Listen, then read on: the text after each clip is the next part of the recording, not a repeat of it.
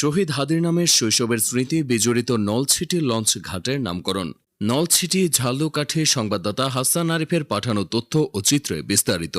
ইনকিলাব মঞ্চের আহ্বায়ক শহীদ শরীফ ওসমান বিন হাদের শৈশবের স্মৃতি বিজড়িত নলছিটি উপজেলার লঞ্চ ঘাটের নামকরণ করা হয়েছে তার নামে। শুক্রবার বিকেল 4:30টায় নৌ পরিবহন উপদেষ্টা brigadier general M Shakhawat Hossain ঘাটের নতুন নাম উদ্বোধন করেন।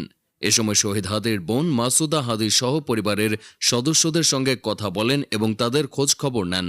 উদ্বোধনী অনুষ্ঠানে উপস্থিত ছিলেন নৌ পরিবহন মন্ত্রণালয়ের যুগ্ম সচিব রফিকুল করিম, জেলা প্রশাসক মোহাম্মদ মমিন উদ্দিন, পুলিশ সুপার মোহাম্মদ মিজানুর রহমান ও নলছিটি উপজেলা নির্বাহী কর্মকর্তা মোহাম্মদ জোবায়ের হাবিব।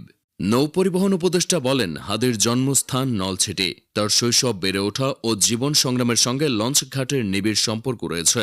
এজন্য নলছিটি লঞ্চ টার্মিনালের নাম পরিবর্তন করে তার নামে নামকরণ করা হয়েছে। তিনি আরও বলেন, হাদি শুধু বাংলাদেশের নয়, আন্তর্জাতিকভাবে পরিচিত। এই নাম যুগের পর যুগ অক্ষুণ্ণ থাকবে। তিনি হাদির খুনিদের দ্রুত আইনের আওতায় আনার আশ্বাসও দেন।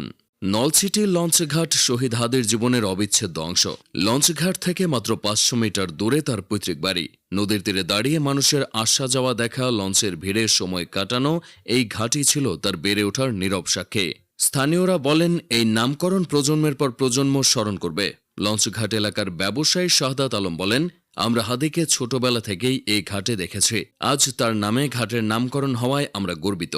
এদিকে স্বেচ্ছাসেবী সংগঠন ভলেন্টিয়ার্স অব নলছিটির পক্ষ থেকে নৌ পরিবহন উপদেষ্টার কাছে হাদির খুনিদের দ্রুত গ্রেপ্তার করে বিচারের মুখোমুখি করার দাবি জানানো হয়।